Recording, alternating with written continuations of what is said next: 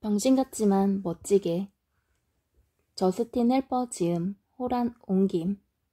이크종 그림. 책임감. 여긴 내 집이야. 씨발. 난 내 집을 지켜야 해. 7살 때 아버지가 나를 안방으로 불러서 모스버그 산탄총을 보여준 적이 있다. 이게 방아쇠고 총알은 이렇게 장전하는 거야. 여기 가늠자를 통해 조준하고 이런 식으로 견착하면 된다. 그러고는 총을 제자리에 올려놓으며 이렇게 말했다. 건드리면 돼진다. 아버지는 침대 머리맡 캐비닛 위에 산탄총을 올려놓았다. 우리 집이 늘 도둑을 맞을 위험에 빠져 있다고 생각했기 때문이다. 이 집에는 뭐가 너무 많아. 사람들은 이런 걸 원한다고. 그놈들이 우리 물건을 쐬벼가는 건 싫어. 알아들어? 알기는 알겠다. 하지만 아버지는 새벽 1시 이후 집안에서 큰 소리를 내는 사람은 무조건 강도로 생각했다. 우리는 주택가에서 살았기 때문에 아버지가 왜 그렇게 불안해하는지 도무지 이해할 수 없었다. 한 번은 그 이유를 물어보았더니 아버지는 간단하게 대답했다. 난 딴 세상에서 와서 그래. 어떤 세상이요? 아, 몰라. 그냥 딴 세상. 그만 좀 쳐묻고 내가 신경 써주는 거에 감사하기나 해라. 늘 그렇게 강도를 두려워하면서도 아버지는 잠자리에서는 완전히 풀어지는 걸 좋아했다. 말하자면 늘 벌거벗고 잠을 잤던 것이다. 그는 벌거벗으면 꼭 짐 헨슨, 세서미 스트리트의 캐릭터들을 창조해낸 인물로 그의 영화의 인형극적인 요소와 함께 판타지적인 세계를 주로 묘사하기 때문에 다양한 괴물과 요정이 등장한다. 의 영화에 등장하는 캐릭터 같았다. 털이 복슬복슬하고 눈썹이 늘어진 채로 덤블드에서 튀어나와 노래하는 캐릭터. 내게 산탄총을 보여주고 며칠이 지나지 않은 어느 날 밤 새벽 1시 45분에 부엌에서 뭔가 우당탕탕 거리는 소리를 들었고 아버지가 잠에서 깼다.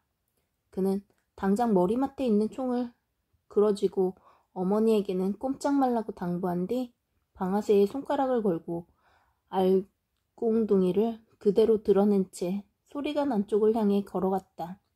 내 방 앞을 쿵쿵거리며 지나가는 소리에 나도 일어났다. 방문 밖으로 고개를 빼꼼히 내밀어 보니 마침 아버지가 총을 들고 개구리처럼 엎드린 채 부엌문을 향해 낮은 포복으로 기어가는 모습이 보였다. 그는 복도 중간쯤에 멈춰서더니 닫힌 문을 향해 총을 겨누고는 소리쳤다.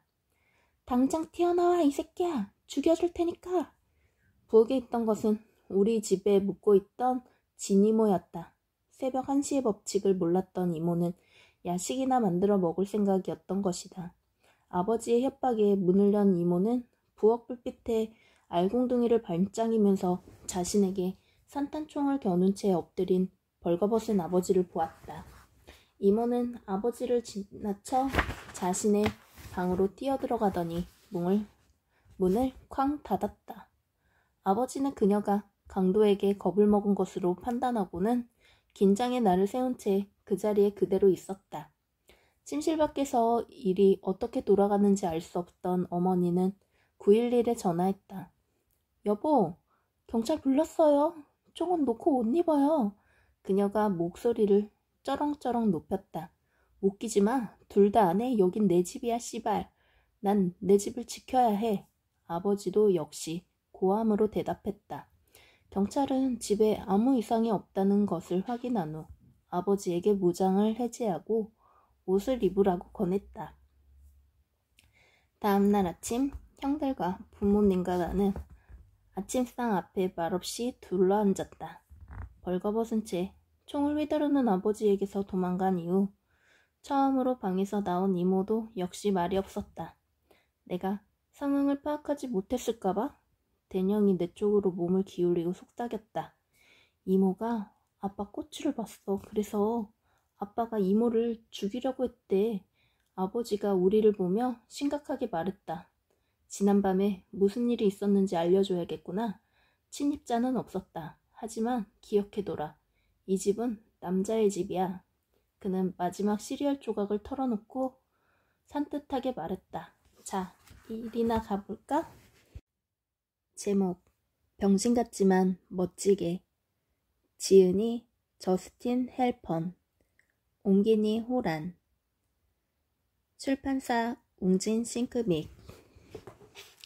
애증, 가족이라고 다 사랑하는 건 아니지. 내가 6살이던 1987년에 내 사촌 하나가 워싱턴주의 농장에서 결혼식을 올렸다. 우리 가족은 샌디에이고에서 살았고 아버지는 자신과 어머니, 두 형과 내 비행기 값으로 $1000나 지출할 생각이 추호도 없었다. 도대체 왜 $200나 더 들여서 6살, 3살짜리한테 결혼식을 보여줘야 하는데? 아버지가 어머니에게 말했다. 저스틴이 신경이나 쓸 것 같아? 2년 전까지도 바지에 똥이나 싸던 녀석이라고. 꼭 가족이 전부 가야 한다면 차로 가겠어. 그리고 실제로 그렇게 했다. 82년식 썬더버드 뒷자리에서 난 16살인 큰형 댄과 14살인 꺽다리 에반형 사이에 끼어 앉았다. 어머니는 조수석에 앉았고 아버지는 운전석에 앉아 워싱턴을 향해 장장 2,900km에 달하는 여행을 시작했다. 얼마 못 가 나와 형들은 티격태격 싸우기 시작했고 주로 내가 맞았다. 넌 왜 그렇게 게이처럼 앉아있냐? 게이인가 보지? 형들은 이런 소리를 내게 해댔다. 아버지가 핸들을 꺾자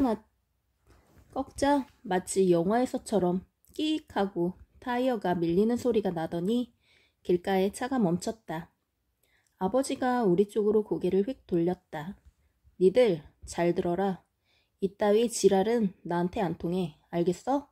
사람 새끼들처럼 굴란 말이다. 하지만 그럴 수가 없었다. 도무지 얌전히 굴 도리가 없었다. 이 상황은 사람 새끼가 겪을 만한 상황이 아니었다.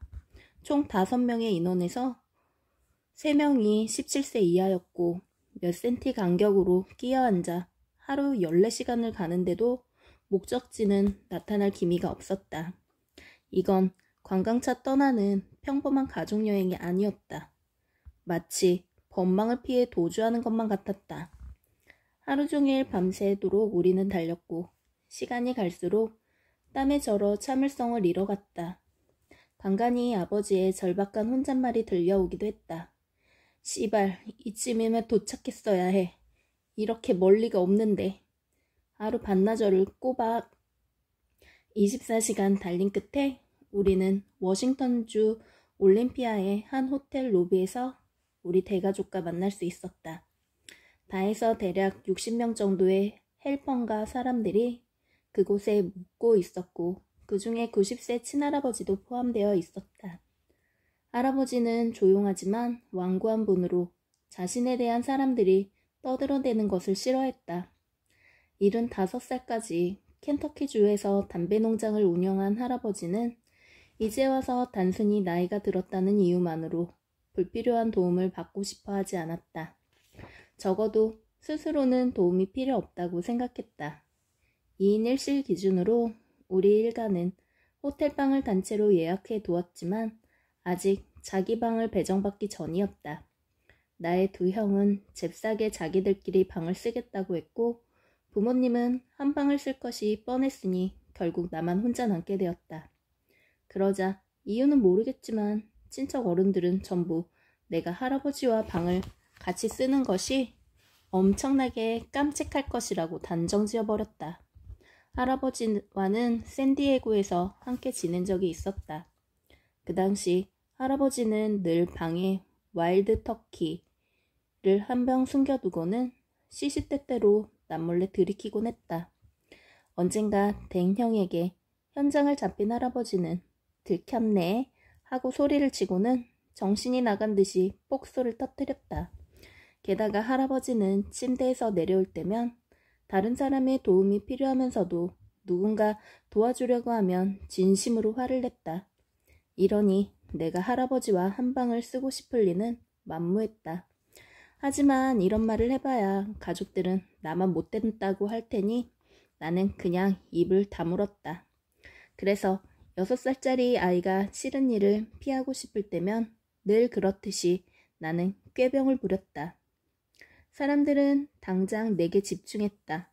내가 아프다고 하자 고모들은 드라마 ER, 종합병원 응급실을 배경으로 한 미국 드라마 초를 다투는 환자들이 자주 등장하는 드라마의 한 장면처럼 나를 데리고 카페 깔린 복도를 지나 내 부모님 방으로 들이닥쳤다. 알았어요, 쌍. 다들 진정 좀 해요. 이놈은 내가 봐줄 테니까 다들 돌아가요. 아버지가 소리를 질렀다. 고모들은 우리 둘만 남겨놓고 자리를 비켰다.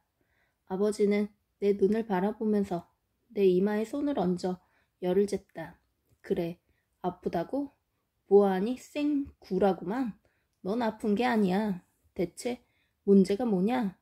방금 그 빌어먹을 대륙횡단을 마친 참이라 피곤해 죽겠어. 짓거려봐.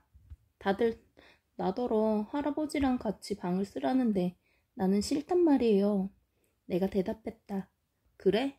내 할아버지는 너랑 같은 방을 쓰시고 싶어 할 것 같으니? 그런 생각은 도대체 어디서 튀어나온 거냐? 거기에 대해서는 생각해 본 적이 없었다. 모르겠어요. 그럼 가서 여쭤보자. 우리는 복도를 지나 할아버지 방으로 갔다. 할아버지는 잠자리 준비로 분주했다. 이것 봐요, 아버지. 저스틴이 아버지랑 같은 방을 쓰기 싫다는데 아버지는 어떠슈? 나는 아버지 다리 뒤에 숨었다. 하지만 아버지는 자꾸만 나를 앞으로 내밀어 할아버지와 대면하게 했다. 할아버지는 몇 초간 내 눈을 바라보았다.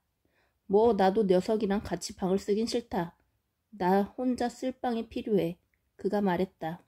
뒤돌아선 아버지는 마치 방금 살인사건을 해결한 사람 같은 표정으로 나를 내려다보았다. 똑똑히 봤지? 그가 말했다. 너도 딱히 꿀발로 놓은 손자는 아닌 거야.